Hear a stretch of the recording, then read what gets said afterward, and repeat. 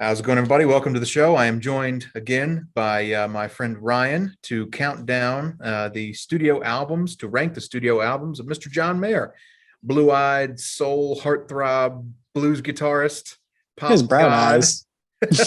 He doesn't have blue eyes, actually. You're right. Nobody has dominated the charts for the relatively short studio run that they've had like John Mayer. He's been around, what, 15, 20 years? He's rarely been out of the charts, although one of those rare instances actually is recently. It's been a while since his last record. Yeah, we got So, Search Everything in 2017. yeah, one of the longer gaps of his career. So hopefully something's right around the corner because I do enjoy the music of John Mayer. No caveat needed there. So, Ryan, I usually let the guest start. You want to lead off with your number seven? Yeah, I think you're going to disagree with this. My number seven is going to be Room for Squares. And that's that's the response I was planning on getting. And again, it's I love everything he's done, but I love the ambition that gets into his later work that isn't in Room for Squares. And again, I love this record, don't get me wrong, but what it is, it's fun singer-songwriter songs, and it doesn't break out of that shell too well. Like there's some great guitar playing in it that I think stands out compared to like your Jack Johnsons of the world. But for me, it just like it's not as big as what his later records will be. Like the standout songs for me that I really love was Neon, talk about a wildly complicated guitar part. I don't know how you can sing and multitask that at the same time. But then Why Georgia is another really good guitar song. Then the one that cracks me up so much is Your Body is a Wonderland, and acting as if sex has never been on the radio before, with lyrics like, if you want love, we'll make it. I'll Yeah. I'll never let your head hit the bed without my hand behind it. It's very subtle, Mr. Mayer. What be damned. Somewhat surprising pick from you. Although I will say, caveat to this list, he really doesn't have a bad record. I mean, you can't listen to any of these and say that they're bad. They're just varying degrees of enjoyment for me, as I assume with you. Yeah. So my number seven is Paradise Valley from 2013, one of his more recent records. Is that one that's really high up for you? Well, it's not really high up. But... Oh, okay. Look, again, not a bad record. I'm not going to say any of these are bad. I'd be lying if I said I didn't enjoy all of them to varying degrees. So my problem with this one mainly is just its lack of memorable standout moments. Call Me the Breeze is that cover that he does on this. And I'm like, man, this is as boring as I've ever heard John Mayer, dude. It's like just a vastly inferior Eric Clapton. Who You Love with Katy Perry doesn't do anything for me. Wildfire, I guess, it's okay. And then there's that stupid reprise with Frank Ocean that just does nothing and goes nowhere. Production's tasteful. He's a good player. There's some strong melodic ideas here, but it's pretty scant as far as enjoyment on this one. Paper Doll, good song, probably the best on the album. But man, it was pretty easy for me to put this one towards the back of the pack. I just did not enjoy this one. I'm gonna have to ask you some questions when I get to this one now. Okay. Yeah, then the next one I had was Heavier Things. And for me, like this is where he's like our lists are gonna be opposite. I know, like I love a lot, like again, I like his early stuff, but I love where he's gone like post like 2006, I'd say. Or 2006 onward. It'll be interesting. Anyway, so yeah, for Heavier Things, like the songs I really loved were Something's Missing and then Split Screen Sadness, because like for Split Screen Sadness, I love the kind of narrative that's in there between these two parties that is really unique compared to like Room for Squares was like your standard love songs, and I don't think it was like that far out for a lot of what's going on there. But then Wheel was a song that I thought was really interesting. It's a good one because it's a concept I don't think we get a lot of music of kind of admitting like, you know what, this isn't going to be the last person I'm with. I'm not going to be the last person for this person, but it's going to go on. And as it's said there, that I believe my life's going to see the love I give returned to me. I think that's a really good way of feeling optimistic. And there's just like a generally good mood feeling of it, except for one part I don't get is when Goodbyes blend in with Suicides.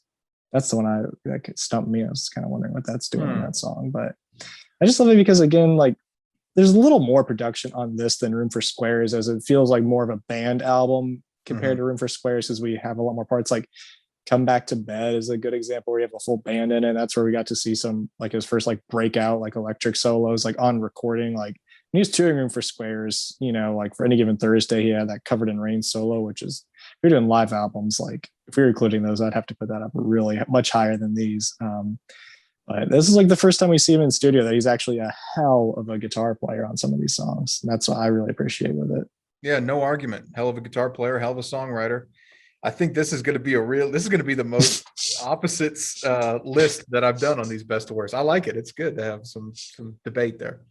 So my number 6, I'm assuming you won't like, is Born and Raised from 2012. This was the other record. They were right back to back there in 2012, 2013. He was trying to sound rootsy and organic and folksy and didn't really, to me, at any point accomplish what he had set out to do there. Not bad songs by any means, but just pretty run-of-the-mill instrumentation, run-of-the-mill riffage on the guitar, even though he is a very good guitar player. If I was going to pick some songs that do work for me on this, I would say Shadow Day, something like Olivia. Hard to hate that song, just a solid song. Though I wish the latter developed a bit more and kept going and jammed a little bit more on what I thought was a really strong melodic idea there. Not much to say here. I mean, production. The reason why I'm not going to talk about production on this list is there's really nothing wrong with the production on any of these things. You know, they're just varying degrees of good, as is the music. But Whiskey, Whiskey, Whiskey, boring song, dude. I just don't like it. I'm just like, it's just pretty forgettable for me overall. This little riff he was on artistically, 2012, 2013. So I'm assuming you might disagree, but yeah, that's here's where we could start because my number 5 was Paradise Valley, and this was the latter of when he moved to Montana and started living there like kind of roots lifestyle. And what I really love with this is like we get to see for Paradise Valley, we get to see like contemplative John Mayer come out even more. Like for example, like the song "Waiting on the Day" is, I really love where that goes narrative. Like, you know, I notice I pick a lot of these songs based on the narrative and the thoughts in them, and I really should do more on. Well, I guess the last ones are more on music, but for Paradise Valley, I agree. Like, there's some songs that I just don't really work at all for me, but then the ones that work, I absolutely adore. Like Waiting on a Day, and I don't get how you don't like Wildfire. That's just such a fun, easy summer song. I don't hate it. It's pretty forgettable for me personally. I just don't get how it's forgettable. Like it comes with such a fun little riff, and then let's talk about a break from John Mayer's other stuff. There's not really much drums on it. It's actual claps. And again, it really feels like that song could have been done at a campfire. And I appreciate it for that it is really different. And then another one I really like was You're No One Until Someone Lets You Down was another one that really stood out to me. All right. So we're not quite as different as I thought then. Not one of his. But also another one I got to mention, I Will Be Found is another one that I thought was really great because that's another one we get to see. So I'm curious who does the piano for him, you know, because I Will Be Found is such a piano driven song. And I think it's like he's known for being a great guitar player, but I'm really curious about how the piano gets introduced. Like if he plays the chords on guitar and he comes up to his pianist, like, hey, this would sound better on piano, and they record it, or if he knows to play enough to play along with that. That's something I've always wondered. Like I've never seen that as a piano player, and that's stuff that kind of makes me curious about it. But he still knows how to write to the instrument. I'm just curious if he knows how to play it. I would guess probably yes, but I don't have any more evidence than you. You know, he seems like a pretty knowledgeable guy musically. He got a solid base of knowledge there. So my number 5 is The Search for Everything from 2017. What? Yes. I would be remiss, even though it's not quite fair to the art, if I didn't register my absolute distaste at the rollout method. Oh, I've made a note about this too. On this album. So I guess we'll do it later. But God, what an irritating thing for me. I want to blame the label, to be fair to John Mayer. I want to blame that more on the label, even though I don't really know whose idea that was. So regardless, to the music. It's whiplash coming from 2012, 2013 to this stylistically. I mean, we're way back into full-blown pop rock songwriting, which is what I think he does better, which is why it's higher on my list. Love on the Weekend is a pretty boring song to me. One of the weaker ones on there, just like kind of a lame Coldplay song in my mind. But In the Blood is an example of this album at its best. Super strong tune, well written. In the Blood to me actually feels a cut above production wise. There seems like a bit of a Hmm. disparity between He parts of actually this played the album. drums on that one. I remember seeing a video of. No, really? Mhm. Yeah. Granted, there's not that much going on, but he still played them. So moving on and getting over and still feel like your man are also great tunes. His strong pop sensibilities serve him well when he doesn't try and retreat too much into roots and blues and all that stuff. You know, he should be a pop with blues accent, not the other way around, which is why I rank this higher, at least in my That's opinion. fine. I think I know Yeah. what your number one is if you're gonna leave a comment like that. that's my number five, searching for everything. No, like I agree. With the way the album was rolled out, like I remember it's like the three waves, and his comment about it was like, there's just so much music to release that I can't put it all out at once. And then we got the first two waves, which were 8 songs, so we had 2/3 of the album. And then when the album came out, it was 12 songs, but a whopping 43 minutes. So I LP was like, length. I like the idea that we'd have these like, once a month we get these releases and eventually it'd span out. Like if it was like 36 songs or something crazy like that, you'd get like, okay, I understand rolling it out that way because that's a lot to put on a listener. But Yeah, we had 12 songs making up 43 minutes. So I don't think that rolling it out like that made much sense. it irritated me. But yeah. So moving on to my number 4 is going to be Born and Raised. And again, for me, like the songs that you mentioned, I think are just strong enough to carry this album even through some of the boring stuff, like something like Olivia, Shadow Days. And then one that really strikes me is Walt Grace's Submarine Ride. First of all, first time we hear a resonator guitar on a John Mayer album, which is something just mentioned about the tone of that thing.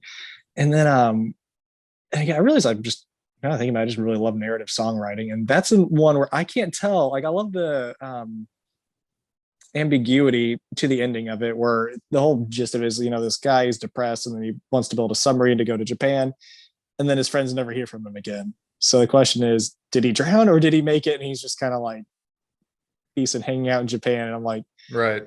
And then like I think this goes to the song part because like the general tone of the music in there, like it feels kind of sad with that resonator guitar and minor, but then it gets kind of like uplifting in the chorus. So that's where I'm like, I'm like, this is such a interesting song because it can easily fall either way of just being really depressing or like really happy. And I think that just speaks to the songwriting ability to have such an ambiguity, not in just the music, but the actual lyrics and narrative as well. That's one I didn't mention, but that is a good tune. I like that one as well. So my number 4 is Battle Studies from 2009. This was one that when I went back to revisit this discography and I looked at like on my little like I use Napster. I'm like the only person that uses Napster as a streaming service. So I looked at his albums on there and I was like, what was that? I don't even remember that at all. Of course, I do remember the songs off of it. I just had never actually heard this album front to back before I sat down to make this list. So from this one here on in, from number 4 up, we can debate how good and even how great they are, in my opinion. This is how I structured my list. Heartbreak Warfare, super, super strong start. Just strong melodic ideas, strong pop sensibilities. And this is the reason this guy's famous, is for writing those kind of songs so damn well. Half of My Heart, same thing. I mean, I'm not going to name them all, but there's so many on there. Perfectly Lonely, Edge of Desire, classics. By the way, he covered, did you know for the bonus version of this album, he covered that Bruce I'm on Springsteen fire. song? Yeah, yep. that you thought was so creepy. That calls back he's to not the the only one. Yeah. Again, like I love that song. Like it's a good like musically, but it's unnerving to listen to because of the lyrical content. That was funny when I saw that because that's the first video you and I did together. And I mean, if that song was going to fit on any album of his, it would be that one. It's true. Yeah, just on the tone. Yeah, I mean, such beautiful, lush production on this thing. None of them are bad, but this is among the better ones, I think, really accenting just the richness of what is a lot of times somewhat sparse when you actually break down what's happening in a song, but it feels so dense and whole. So this one is, from here on up, we're into stuff that I revisit regularly and I really like. But yeah, that's my number 4, Battle Studies. Yeah, say from here on up, this one I'm gonna start asking questions about your top 4 of why is that way versus mine. I'm very curious. But yeah. So my number 3, I know this is probably gonna be in the minority, but I would say is Continuum. And I think it's like the merits of it. It is the perfect album of bridging blues and pop music, both of those genres that he lives and excels in so well. And then also in terms of just guitar solos for John Mayer, I think this is the strongest one, like with Belief and Slow Dancing and Burning Room being the most notable. And again, that goes to like just the musicianship of it. Like Slow Dancing in a Burning Room, like first you have this great metaphor of what's going on, and then the guitar solo, even like I think the live one from the Live in LA concert is much better than the studio one, but even the studio one, um, the way I described him as a guitar player is he's a guy who can make the guitar sing. Like there's some videos you can go on YouTube and find him just shredding, like playing really fast, and it's really impressive. But I think what really makes him have a lot of longevity and a lot of, or not longevity necessarily, but a lot of love from the whole guitar playing spectrum is his ability to do just that and make the guitar sing. Mm-hmm. And that is where you really see that on this album. And so the other parts I really loved is I love the ending of In Repair, where we start to see like all these vocal harmonies coming in together, where again it's getting more ambitious, and I absolutely love that with it. And then another one I have to talk about is Dreaming with a Broken Heart. There's no guitar in that until the very end, and it's the solo. That's where I want to know again, like for these piano songs, who's playing the piano and how is it articulated that that's what the piano should play? I'm really curious to know that. Yeah. Like the part that gets me again for being like a relatable songwriter, part that oh my god breaks my heart for the lyrics is the waking up is the hardest part. You roll out of bed and onto your knees, and for a moment you can hardly breathe. Is pun intended, breathtaking. It And is. then where it goes further in that song, I really love this lyric of when you're dreaming with a broken heart, the giving up is the hardest part.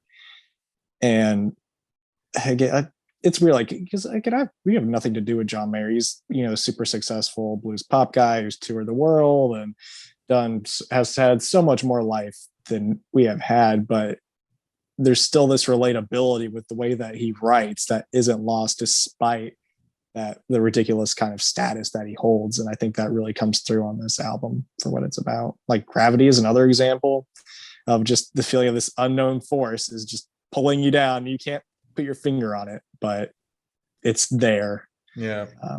But yeah, so yeah, Continuum is number 3 for me, which I know I'm going to bet yours is number 1. Well, I definitely do like that album, but we'll get there in just a second. My number 3 is Heavier Things from 2003, the all important sophomore album. So he came out with a debut, super strong, several hits, and then everybody who was listening was like, okay, well, let's see if there's anything else in the tank. This was the album that proved that there was and launched his career into what it became. So Bigger Than My Body is a fantastic tune. I like this period in his career relatively early on where I imagine, I don't know this for an absolute fact, but I imagine he was still drawing on songs that he'd been kicking around creatively for a while now on the sophomore that didn't make the debut. And if that is the case, that's just a demonstration of his caliber as a songwriter, because Daughters, Home Life, Only Heart, man, there's almost as many hits on this one as there is on the debut. A little bit more on the production end on this, a little bit more lush sound. Just credit where it's due, following up Room for Squares, which I'm shocked is so low on your list, dude. Daughters, it's a great song, but it's not one of my personal favorites. That's a caveat, just to be honest. But still, one of his better records, in my opinion, and definitely a strong, follow up to a very strong debut. Yeah, because like some of the songs that never did it for me, like Home Life and New Deep, and it's even like Clarity. If you want to talk about like sounding like Coldplay, Clarity is the perfect example of the little piano part, the falsetto harmonies in there. That like it just never resonated with me and then Home Life just didn't feel like there's much going on in it. It was very front to back of what that song was going to be. And then Only Heart also seemed like that could have been a Coldplay song. So we disagree on those. So how is Only Heart not a could be Coldplay song? Well, I can't. Even the one that I gave that criticism for is not a bad tune. Yeah, it's I'm not saying any of these are terrible, but no, the reason why I draw that line is if I sense and if I as a listener perceive there to be a really strong melodic idea at the center of a song, then I will overlook production that isn't my personal favorite, right? Hmm. And John Mayer, that's the case more often than not. But the one that I gave the criticism saying it was like a Coldplay tune, off the top of my head, I can't remember what I said that was. Actually, my notes are scrolling up with me, but that was one where I didn't think there was a super strong melodic idea at the heart of it, and it just was riding on an instrumental that sounded palatable. Where this is the other way Hmm. around, in my opinion. I'm curious, like how this got to be so high up on your list. I'm very curious. What, Heavier Things? Then Yeah, I'm assuming your list is gonna go then like Gravity, and then and or Room for Squares is what I bet it's gonna be. we'll see. Yeah. So we got to my second one. I know it's probably an unpopular opinion, but I think Battle Studies is a really slept on album. Like again, if we're talking about like his guitar playing ability, Assassin, it's very brief, but that guitar solo in there just radically changes the entire song. Is it's this kind of like subdued what's the word I'm looking for? Like the way I've heard this song described, and I think it's because of the music video too. I think of it this way: it's like a James Bond song if John Mayer were to write a James Bond song, because it Hmm. has this very sleek and quiet part all the way up until it's plot twist. She's actually the one that's using him, and then we have this awesome guitar solo that leads into how there's this all this reversal in it, and it gets so big. I'm like, that's why I love this as a song, because it's not just the music that flips on itself and the lyrics flip on itself too, while keeping the same melody is something I really appreciate too. But Hmm. the overall feel of it's really different. And one that cracks me up is I remember seeing this live video of him doing Perfectly Lonely, and the way he introduced the song was, this song is about a feeling that lasts about as long as this song, which I Billy Z is getting about. And then like we start seeing like emulate other artists, like Heartbreak Warfare is really getting into, like you talk about like Coldplay comparisons. Heartbreak Warfare is really getting that U2 territory with that delayed guitar and the big production beat, like at the end of the song where it's like, I don't care if we don't sleep at all night part, where the Yeah. drums come in and then the guitar gets louder and everything comes in. I'm like, this could be a U2 song, and I'd love to see a version of Bono singing along with John Mayer for that. Got Although I that don't know if I whiff of arena rock. yeah, exactly. I was like, I'm really curious to pursue. Like, there's another video I saw of him doing DOA with Jay-Z, of him playing Oh, really? like rock with. Yeah, it's interesting. Granted, he Hmm. mostly is just playing a guitar loop for the entire thing, but it's interesting to know that he gets around like that. Hmm. And another one that I think is also slept on is Friends, Lovers, or Nothing. Like, it has that end part where there's like three different, actually, yeah, I think there's three different harmonies going on, and they're all going over each other, and then it's just lined up well enough that it doesn't feel like anything's overpowering it, but it's still very big and ambitious. And that is why I really love Battle Studies, is it has a lot of things that aren't necessarily what he's done before, and they just got really big. And then again, talk about like the lyrical content one. I really love him as a lyricist at the end of it. Anything other than yes is no. Anything other than stay is go. Anything less than I love you is lying. And again, for the way he writes, like you wouldn't assume that he's hanging out with supermodels and celebrities, but I really like. I think it's just great lyricism, being able to explain how dire this situation is, and almost making it, and pretty much making it into an absolute. I thought was really interesting. And Yeah. then another one that I think is a deep cut that is one of his best is Edge of Desire. That we mentioned that in the lyric video, but can you Oh, still where'd see you me? go? Yeah, you're Oh, back. yeah, sorry, my phone was almost dead. You're fine. Yeah, so I think Edge of Desire is criminally slept on for its guitar solo. Granted, it's like 10 or 15 seconds long. It's not very long, but it is, again, it's an example of John making the guitar sing that I don't think a lot of people can do, and that's what makes it unique. And then what I thought was interesting is that guitar part, first of all, wildly complicated parts. Like he said the way he came up with that was he would sit on the couch and then he would just kind of play while he was like in between commercials or whatever. And then he wrote the song as a challenge to himself to see how difficult he can make a song on the guitar that he could still sing over at the same time. And I was Wow. like, this is it. Like the way that you have because the rhythms of the guitar and the vocals almost feel like they're fighting each other, whereas the guitar is arpeggiating and it's got a lot of notes going on, but the vocal melody is very sparse in comparison to that. And again, being able to mentally put yourself in both of those positions to play it at the same time is wildly talented musicianship. But the one I would concede, I do think "Do You Know Me" is a pretty weak track overall. There's not much I can. It has very sparse production, but it doesn't work for it because it feels like there's nothing else going on.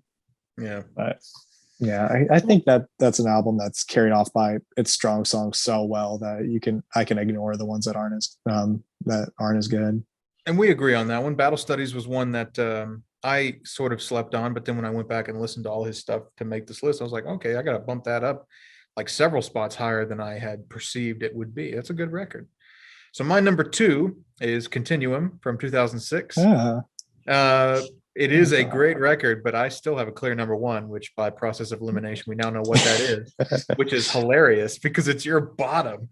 Yeah, that's really interesting to me. But so, I mean, just some super, super strong songwriting here. You outlined a lot of the reasons why I love this record when you were talking about it. Waiting on the World to Change, I Don't Trust Myself, Gravity, Slow Dancing in a Burning Room, some of his best lyrical endeavors, I think. He's got flashier songs guitar wise, obviously, than those. Although Slow Dancing in a Burning Room is a great one guitar wise as well. Production gorgeous, bluesy at times, soulful at times, poppy sometimes on the choruses. This album, when I listen to it, sounds almost like the greatest hits compilation if like he was a lesser artist. If he was a lesser artist and 20 years into his career, he released Continuum as like a greatest hits compilation. That's how strong I think the track list is here. I can see what you're saying. Yeah, personally, I think Repair and that Jimi Hendrix cover doesn't add very much to me. I don't know. I don't like Bold as Love. I like Jimmy's version. I don't like hearing a lot. Like the thing I could see is like his version of it isn't drastically different than Jimmy's version, so I can see why he kind of merited not being on there. But I personally don't. I mean, it's rare that I'll like a cover song. I think most covers are just a waste of time artistically. But Ask Me Tomorrow, this might edge out my number 1 to be number 1. But as it is, I place it comfortably in the top 2. In this case, at number 2. Yeah, not my number 1, which you now know what that is. But yeah, one that I forgot to mention when I was talking about it was I Don't Trust Myself with Loving You is another one I forgot to mention of. Another song that I really loved off of that one that's really unique. Is it does we kind of I think that's where part of it's very I'd be curious if that was part of the whole Battle Studies cycle. Like that's where we first get this kind of like reverby synth guitar and like the Edge style. Yeah, that's what I'm kind of worried. Like he's got these inklings of like emulating other guitar players, which I think is I remember I don't know if this was actually true. I remember reading this that he was quoted saying, all that I am as a guitar player is a failure to being the next Jimi Hendrix, which I'm like, I kind of see that in the way he plays guitar is he takes the best from artists that he really appreciates, like Stevie Ray Vaughan. You can see that. Hendrix is another one. Yeah, Clapton, especially on Continuum. But yeah, so that's interesting. What's your vote then for the best album by John Mayer? I think it's The Search for Everything. Again, I could see like the way it was released was bullshit, but the songs itself, I think, are all fantastic. Like again, this is where I'd say like he's a good guitar player. That he plays other styles. Like Still Feel Like You're a Man. The riff from the verse could go into an alt rock song and it would feel in place, but he's able to throw that into this very light pop song with that gritty palm muting on it. That's like because you don't see a lot of that in a lot of his other songs. That's why I find it so interesting. For Still Feel Like You're a Man. And then another one that really impressed me was Moving On and Getting Over. It's a really interesting melody for the chorus. How it comes out, like how the music comes out, but then the voice is still carrying, but it's kind of fighting the beat, and then it comes back in on time on the verse is interesting to me. And then another one, like I think it's kind of slipped on, or this is just an example of his songwriting that extends beyond him as just a great guitar player, is You're Gonna Live Forever in Me. that I would never imagine John Mayer to write a song that could belong in a Pixar or a Disney movie, but I'm glad it happened. Yeah, it And definitely is then one. yeah, I think "In the Blood" is my personal favorite song of his. I don't know what you can fault with that song at Yeah, all. that's And a great one. then "Helpless" again. This is where I'm talking about like him as a guitar player emulating other people's styles really well. "Helpless" that could be a Rolling Stones song. Like the way the guitar is done on that is very much in tune with Keith Richards. Which I think I'll probably harped on this enough, but I think that's another one of his strong suits as a guitar player is one, making the guitar sing, and two, being able to emulate other styles into his own playing as this kind of like chameleon figure is very, it separates a lot of people out in music that Mhm. can play in ways other than their own. And you were saying he's saying that his career is defined by failing to be the next Hendrix. I'm like, isn't that every Yeah. guitarist after Hendrix? Yeah. That's like that's me, that's you, that's every guitarist Yeah. trying Yeah, I and don't know if failing to that's be true or Jimmy. not, but I kind of like to believe it. There's another quote I saw was attributed to him that I don't know if he actually said this or not. I just thought it was funny. It was high school is like a crappy spoon and a crappy, or no, high school is like a spork.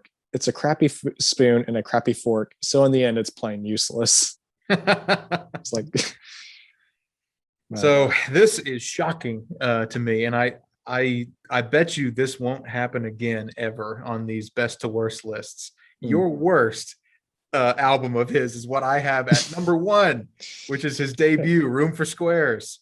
Um, Coming off the strength of a fantastic EP, Inside Wants Out from 1999, which features a lot of earlier, more stripped back acoustic versions of the songs that would ultimately appear on this thing.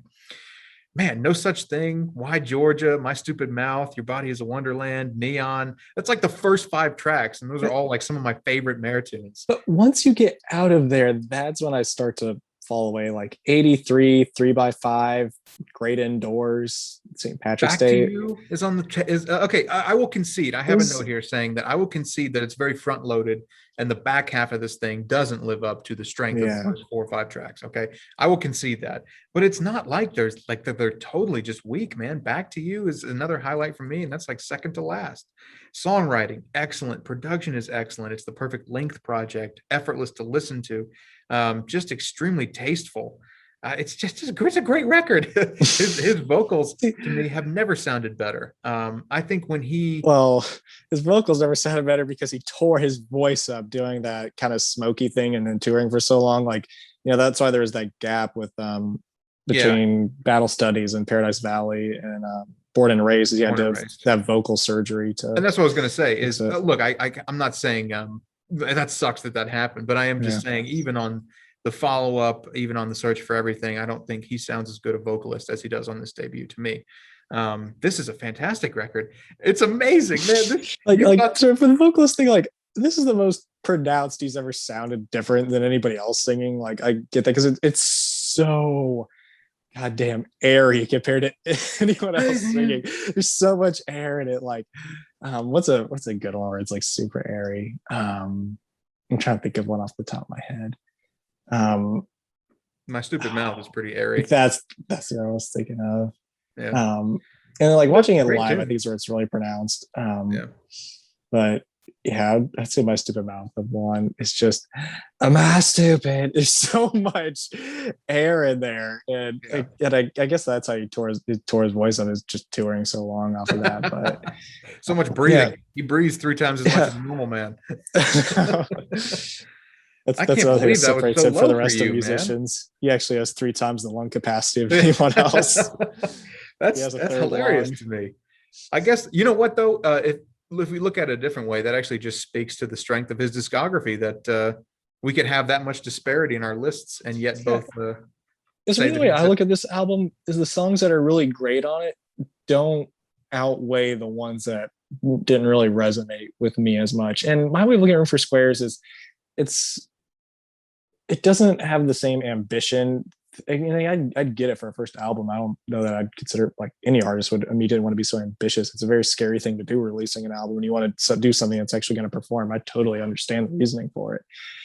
But Room for Squares, like you could tell it's just him by himself. Like, Continuum we get the trio and it was much more collaborative work after that and so on. But Mhm. Room for Squares, I think didn't age as well as his other albums have for just being standouts and unique in his discography. Like Room for Squares still fits in with Jack Johnson and all the other thousands of singer songwriters that still exist. But Continuum, there's nothing else like that out there that has done pop and blues together. There's I think it's Lindsay Eli is her name, but she did a Continuum project where she covered every single song on Continuum. She's a country singer and songwriter, so it was interesting to listen to, but it wasn't necessarily my cup of tea.